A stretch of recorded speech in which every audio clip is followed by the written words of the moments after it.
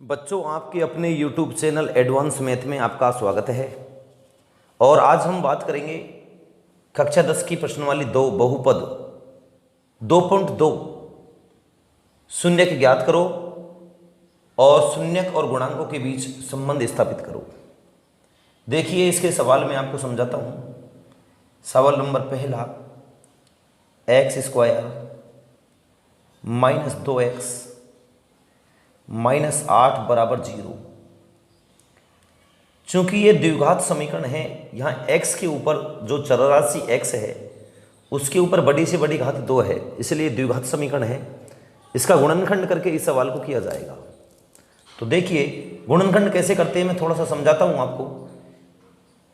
x वाला जो पद है उसका जो गुणांक है, देखिए यहाँ पर x² का गुणांक 1 है, x का गुणांक -2 है, अचर पद -8 है।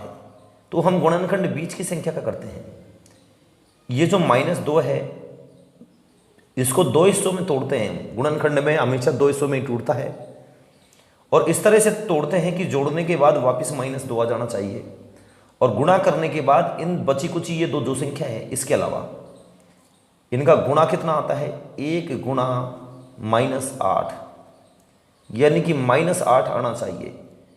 यानी कि इस -2 को जब हम तोड़ें, 2 हिस्सों में तोड़ना है, तो जोड़ने के बाद वापस -2 आना चाहिए और गुणा करने के बाद उन दोनों हिस्सों को यदि गुणा करें तो इसके गुणा के बराबर आना चाहिए। तो इसको जब हम तोड़ेंगे -8, तो हम इसको तोड़ेंगे -4 + 2, क्योंकि अब जब हम इसको वापस जोड़ रहे हैं तो देखिए माइनस का तो 4 है, प्लस का 2 है, तो माइनस का 2 बच गया।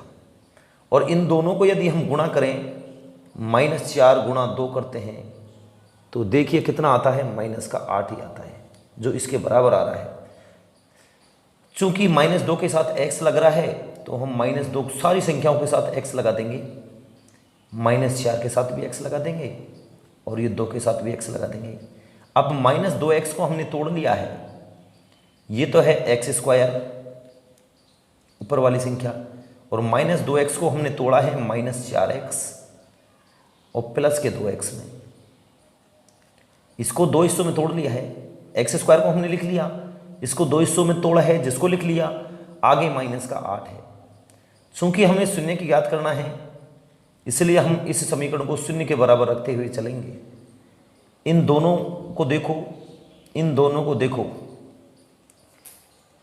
इन दोनों में क्या कॉमन आएगा, यहाँ पर तो x² है, यहाँ पर 4 है। कॉमन का मतलब है जो दोनों में मिलता है उसमें से लेना है, छोटे वाले को लेना है। चूंकि यहाँ x 2 बार आ रहा है, यहाँ 1 बार, तो x छोटा वाला कॉमन आएगा। 4 इधर है लेकिन इधर नहीं है तो नहीं आएगा। तो यहाँ x² में से x कॉमन आ गया तो एक x बच गया, माइनस x आपने कॉमन ले लिया था दोनों में से, तो यहाँ 4 बच गया,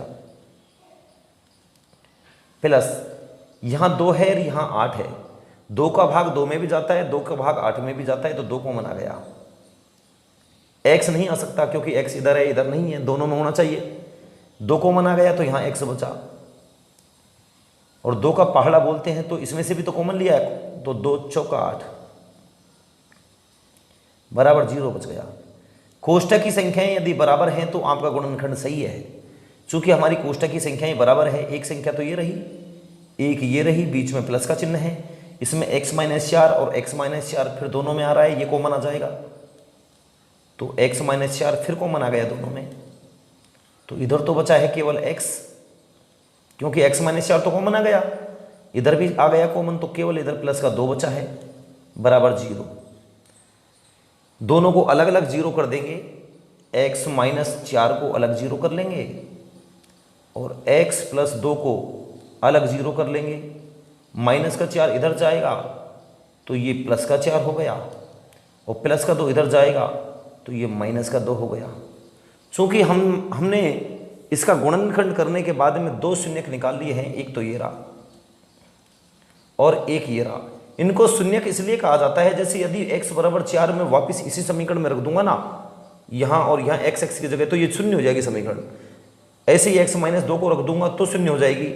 अब ये जो दोनों शून्यक आए हैं, इनमें एक को तो अल्फा मान लेते हैं, अल्फा = 4 और बीटा = -2। ठीक है, क्योंकि अब हम शून्यक तो हमने निकाल लिए, लेकिन शून्यक और गुणांकों की सत्यता की जांच भी करेंगे। ये कई बार एग्जाम में पूछा जाता है, तो मैं इसकी सत्यता की जांच करके आपको बता देता हूँ। देखिए इस समीकरण को वापस लिख रहा हूँ। एक्स स्क्वायर का मतलब होता है 1x स्क्वायर -2x -8 बराबर 0। एक ही सवाल में आप समझ जाएं, बार बार करने की जरूरत ना पड़े। चूंकि एक समीकरण होती है ax square plus bx plus c बराबर 0। ये द्विघात समीकरण का एक सामान्य फॉर्मूला होता है जो तुलना करने के काम में लिया जाता है। हम इससे तुलना करेंगे, एक्स स्क्वायर के वाले पद की एक्स स्क्वायर से करेंगे तो a का मान 1 आ जाएगा, एक्स से वाले की एक्स से करेंगे तो b का मान -2 आ जाएगा। ये अचर पद c की अचर पद से करेंगे तो c का मान -8 आ जाएगा। अब हमारे पास दो सूत्र होते हैं, एल्फा प्लस बीटा बराबर -b/a। एक होता है एल्फा बीटा बराबर c/a। ये शून्यकों का गुणनफल है, ये शून्यकों का योगफल है। तो देखिए सारे मान रख करके देखो, एल्फा का मान तो हमारे पास देखो इधर 4 आया पड़ा, ये रहा 4, और बीटा का मान हमारे पास -2 है बराबर, सारे मान रखूंगा माइनस, बी का मान कितना है -2 बटे ए का मान कितना है 1। देखो कितना आया, इसको हल करते हैं। 4 - 2 करेंगे तो 2 आया, माइनस कोष्ठक का मतलब गुणा, माइनस करेंगे तो प्लस, यहां बचा 2 बटे 1 का मतलब होता है 2, इसलिए ये तो बराबर आ गया। अब हम गुणनफल में भी देख लेते हैं, एल्फा गुणा बीटा, एल्फा का मान 4 ये रहा, देखो इधर रख दो सारे मान, चारों मान हमारे पास हैं। एल्फा गुणा बीटा का मान -2 है, यहां से रख दिया बराबर सी का मान देखिए -8 ये रहा -8 अपॉन ए का मान देख लो 1। 4 गुणा -2 करेंगे, 2 चौका 8, चिन्ह माइनस का है तो माइनस का 8 आएगा बराबर, इधर भी -8 है, इसलिए हमारे गुणांक और शून्यकों के बीच सत्यता की जांच हो गई कि दोनों बराबर आ रहे हैं। ठीक है, एक सवाल हो गया। दूसरा सवाल मैं आपको समझाता हूं, देखिए दूसरा सवाल, 4s स्क्वायर -4s प्लस 1 बराबर 0। वही बीच की जो संख्या है -4, ये s के रूप में द्विघात समीकरण है। कंफ्यूज ना हो, ये s के रूप में द्विघात समीकरण है, x के रूप में नहीं दे रखी है। अब की बार कोई दिक्कत नहीं, कंफ्यूज ना हो। इस -4 को 2 हिस्सों में तोड़ना है और इस तरह से तोड़ना है कि जोड़ने के बाद वापस -4 आ जाए, और गुणा करें तो इनके गुणा के बराबर आना चाहिए। ये इनका गुणा होता है 4 गुणा 1 बराबर 4। -4 को 2 हिस्सों में तोड़ेंगे, -2 और -2, क्योंकि -2 और -2 कोई गुणा नहीं कर रहे हैं आपकी, इनको प्लस कर दो, माइनस गुणा माइनस हम जोड़ रहे हैं, तो -2 और -2 जोड़ेंगे तो -4 होंगे, तो वही आ गया देखो -4। और इन दोनों को यदि हम गुणा करते हैं -2 गुणा -2, तो देखो माइनस गुणा माइनस प्लस और 2 दूनी 4, इन दोनों के गुणा के बराबर आ गया है। देख लीजिए, चूंकि 4 के साथ में s लग रहा है, इसलिए हम 4 के साथ s लगाएंगे तो सबके साथ ही लगाएंगे ना। अब -2s -2s, ठीक है। चूंकि हमने इस 4s को तोड़ लिया है 2 हिस्सों में, ये रहा 4s स्क्वायर। मैं अब लिख रहा हूं पूरी समीकरण को, 4s स्क्वायर, इस माइनस के 4s को हमने तोड़ लिया -2s और -2s में, और प्लस का एक और है। चूंकि हमें शून्य निकालना है, इसलिए हम शून्य के बराबर पूरी समीकरण को रख रहे हैं। इन दोनों को देखो, इन दोनों को देखो, 4 और 2 में से कॉमन आएगा 2, छोटा वाला आता है, क्योंकि 4 का भाग 2 में भी जाता है, 2 का भाग 2 में भी जाता है, 4 में भी जाता है। s स्क्वायर और s में से छोटा वाला कॉमन आएगा s, तो यहां क्या बचा, 2 का पहाड़ा बोलना, 2 दूनी 4, s 1 कॉमन आ गया, 1 बच ही रहा है, -2 कॉमन आ गया और s कॉमन आ गया, तो 2 एकम 2, 1 बचेगा।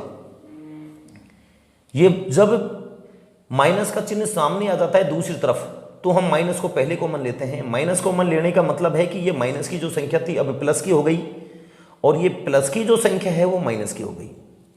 और कुछ कॉमन आ रहा है तो कॉमन ले लो, इधर 2 है इधर 1 है, तो कुछ भी कॉमन नहीं आएगा, 1 आएगा। एस इधर है इधर नहीं है तो ये भी नहीं आएगा। ये माइनस की संख्या तो प्लस की हो गई, माइनस कॉमन ले लिया ना आपने, और प्लस की संख्या माइनस की हो गई, बराबर 0।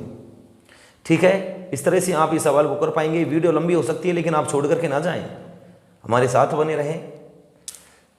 देखिए एक संख्या ये रही पूरी, फिर माइनस का चिन्ह, और एक संख्या ये रही, दोनों में 2s - 1 2s - 1 आया है। 2s - 1 दोबारा कॉमन आ जाएगा। कोष्ठक की संख्या बराबर आनी चाहिए गुणनखंड में, यदि बराबर नहीं आ रही है तो गलती कर दी आपने, वापस करो सवाल को। 2s - 1 इधर से कॉमन आ गया तो यहां तो बचा है 2s, यहां भी 2s - 1 कॉमन आ गया तो यहां बचा है माइनस का 1 बराबर 0। अलग अलग 0 कर दो, 2s - 1 को अलग 0 कर दो और 2s - 1 को अलग 0 कर दो। माइनस का 1 इधर जाएगा तो देखिए 2s बराबर आ गया 1, तो s बराबर दोनों के बीच में गुणा का चिन्ह है, भाग में जाएगा, तो s बराबर आ गया 1/2। एक मान तो ये आ गया, इधर सेम तो है ये दोनों, तो इसमें भी s बराबर आ जाएगा 1/2। इस तरह से आपने, चूंकि ये द्विघात समीकरण थी, द्विघात समीकरण के 2 शून्यक निकलते हैं, एक ये निकाल लिया और एक ये निकाल लिया। एक को हम एल्फा कह देंगे, दूसरे को हम बीटा कह देंगे। देखिए अभी तो इसकी सत्यता की जांच और करनी है कि ये सत्य है ये झूठा है ये पता लगाना है इसका। एक को हम एल्फा मान लेंगे, एल्फा बराबर 1/2, और एक को हम बीटा मान लेंगे, बीटा बराबर 1/2।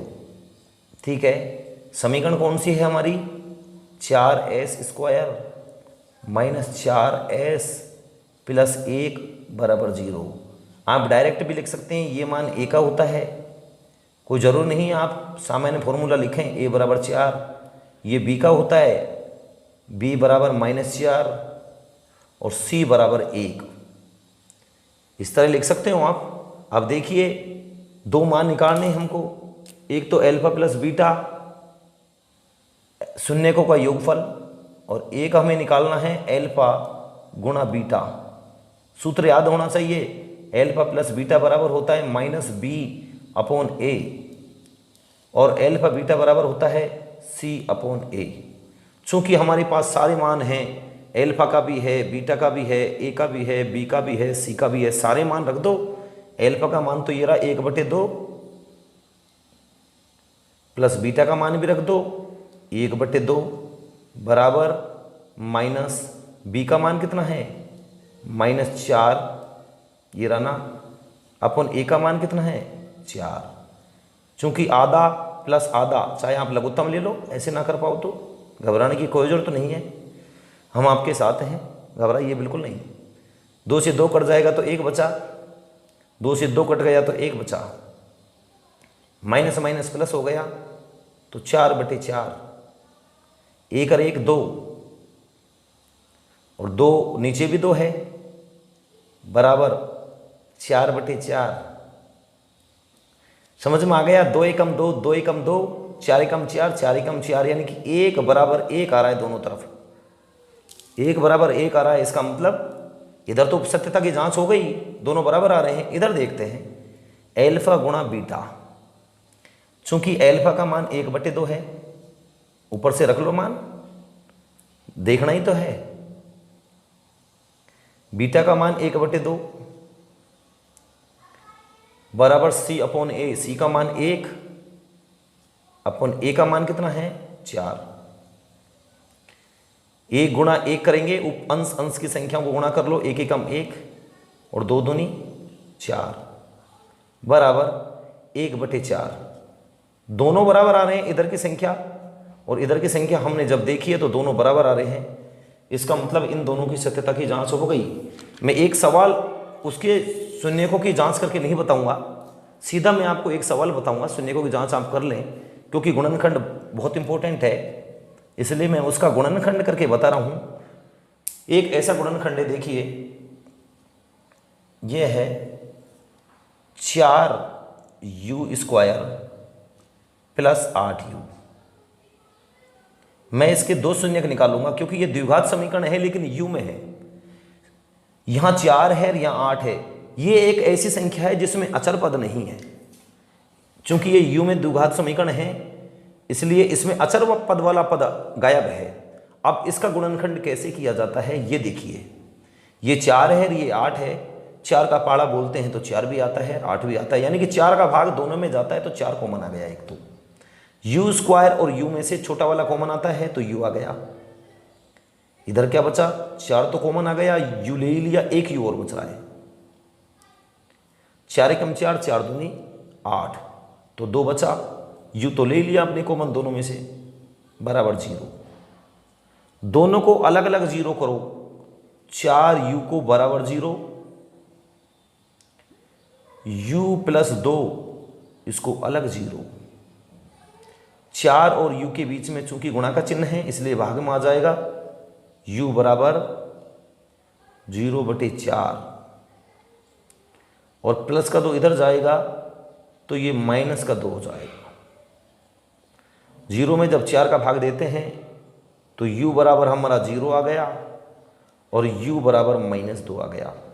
चूंकि आपकी क्या बात समझ में आई, जब हम द्विघात समीकरण का गुणनखंड करते हैं तो 2 मान आते हैं। एक मान को हम अल्फा मान लेते हैं, दूसरे को बीटा मान लेते हैं। और जब हम 3 घात समीकरण को हल करते तो 3 मान आते, और 1 घात समीकरण या रैखिक समीकरण को हल करते तो 1 मान आता है, वो उसका शून्यक कहलाता है। ठीक है, इस तरह से ये सवाल पूरे हुए हैं। इनके बच्चे कुछ सवालों की मैं अलग से वीडियो और बना दूंगा। यदि आपको हमारी वीडियो अच्छी लगी है तो आप हमारे चैनल को सब्सक्राइब करें, कमेंट बॉक्स में कमेंट करें, शेयर करें और लाइक करें। बहुत बहुत धन्यवाद।